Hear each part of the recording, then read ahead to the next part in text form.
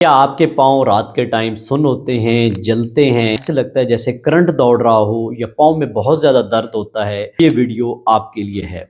Sugar के मरीज़ों में जब शुगर लेवल अनकंट्रोल रहते हैं, ज़्यादा टाइम अनकंट्रोल रहें, तो उसकी वजह से जो नर्व्स का प्रॉब्लम आता है, उसे हम कहते हैं डायबिटिक पेरिफेरल न्यूरोपैथी, जिसमें ये अलामात कॉमन होती हैं।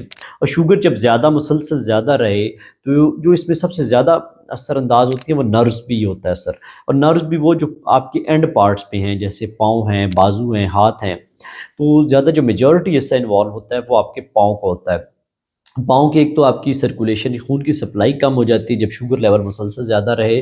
और इसके बाद जब शुगर ज़्यादा रहती है, तो जिसके एंड प्रोडक्ट्स होते हैं, ग्लाइकेशन एंड प्रोडक्ट्स, वो आपकी नर्व्स को डैमेज करते हैं, आपकी जो नर्व्स की एंड लेयर है उसको डैमेज करती है। और इसके अलावा जो माइटोकॉन्ड्रिया, जो सेल का, खुलियों का जो हार्ट समझा जाता है, उसकी उस तरह उसके पास एनर्जी नहीं जाती, तो जिसकी वजह से भी प्रॉब्लम्स बढ़ते हैं।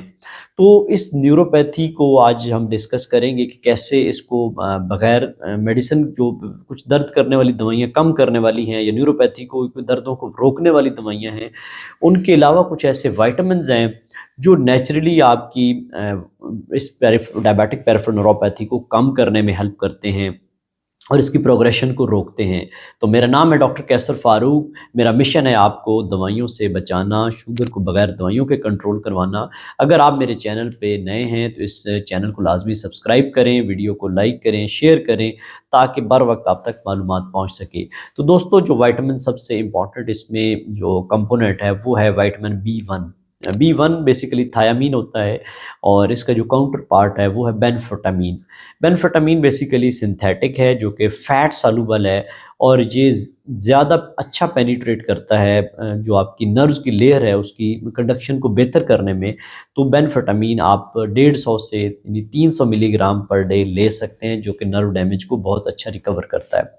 इसके अलावा विटामिन बी 6 है, जो कि बर्निंग सेंसेशन को कम करता है, और इसकी डोज़ है 25 से 50 यानी 25 से 50 मिलीग्राम पर डे आप ले सकते हैं। और जो विटामिन इसके अलावा थर्ड नंबर पे है वो है विटामिन बी 12।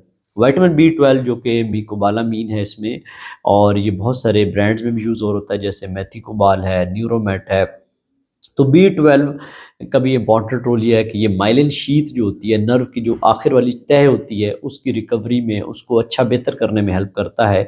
इसकी जो डोज़ है वो 1000 mcg पर डे है, और इंजेक्शन की फॉर्म में भी आप लगवा सकते हैं हफ्ते में 2 से 3 दिन। तो ये भी बहुत इंपॉर्टेंट रोल प्ले करता है। इसके अलावा जो चौथे नंबर पे है वो अल्फ़ा लिपोइक एसिड। इसका बहुत अच्छे रिजल्ट्स हैं अल्फ़ा लिपोइक एसिड के, जो कि बर्निंग सेंसेशन को कम करता है, नमनेस को कम करता है, जो पाँव के सुन्न होने का, जलने के अमल को स्लो करता है, कम करता है। और इसकी डोज़ है 300 से 600 मिलीग्राम पर डे, यानी 300 से 600 मिलीग्राम का आप अल्फ़ा लिपोइक एसिड का इस्तेमाल कर सकते हैं।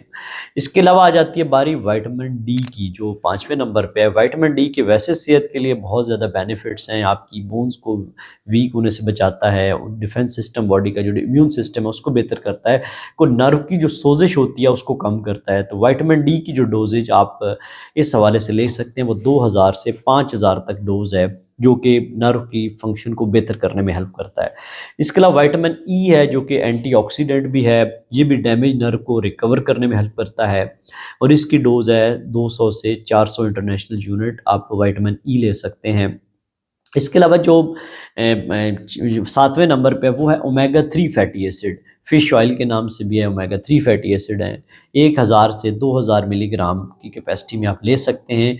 ये भी बेसिकली नर्व की जो डैमेज लेयर है बाहर वाली, उसको रिकवर करने में हेल्प करता है। इसके अलावा इन सब के साथ जो बोनस है, इन सबको active component factor role play करता है, वो मैग्नीशियम है। मैग्नीशियम ओवरऑल मसल्स की स्ट्रेंथ को बेहतर करता है, और इन सब के विटामिन बी 1 को स्पेशली एक्टिव करता है, तो इसलिए मैग्नीशियम भी साथ में लेना ज़रूरी है। तो ये टोटल 8 सप्लीमेंट्स हैं, जो कि अगर आप मुख्तलिफ टाइम पे या कोई कॉम्बिनेशन में ऐसा विटामिन ढूंढें जिसमें सब मौजूद हो, तो इस्तेमाल करें, तो आपकी न्यूरोपैथी का जो मसला है 3 से 6 महीने के अंदर अंदर वाज़िया फ़र्क नज़र आ जाता है, जिसमें आपको जलने का मसला है, पाँव के सुन्न होने का मसला है, वो बेहतर होना शुरू हो जाता है। क्योंकि अगर आपकी न्यूरोपैथी जो है, शुरू में तो आपको जलने का एहसास होगा, पाँव गर्म हो रहे होंगे, ऐसे लगे जैसे करंट दौड़ रहा है, ये शुरू की अलामात होती हैं। अगर इसको शुरू में ठीक ना किया जाए, तो ये आगे एडवांस स्टेज में जो एम्पुटेशन की तरफ चला जाता है मामला, जिसमें अल्सर्स बनते हैं, ज़ख़म बनते हैं, फिर गैंग्रीन बन जाता है, पाँव काले होना स्टार्ट हो जाते हैं और एट द एंड फिर आपके पाँव कटने का मरला आ जाता है। तो न्यूरोपैथी इस हद तक एक डेंजरस मामला है, जिसमें कहा भी जाता है कि आप अपने पाँव का इसी तरह ख्याल रखें जिस तरह आप अपने चेहरे का रखते हैं। तो शुगर के मरीज़ों को सबसे ज़्यादा डर भी न्यूरोपैथी का होता है। अगर न्यूरोपैथी को ठीक करना है तो शुगर को कंट्रोल करें।